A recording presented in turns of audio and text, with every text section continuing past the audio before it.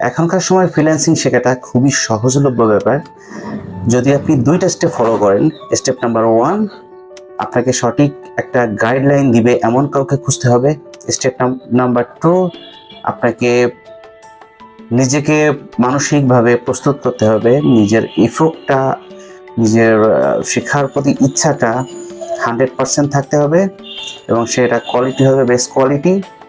কারণ ফ্রিল্যান্সিং ক্যারিয়ারে একজন ভালো ফ্রিল্যান্সার হওয়ার ক্ষেত্রে 50% নির্ভর করে একজন ভালো গাইডলাইন দিচ্ছে তার উপর, এবং 50% নির্ভর করে যে শিখতে চাচ্ছে তার উপর।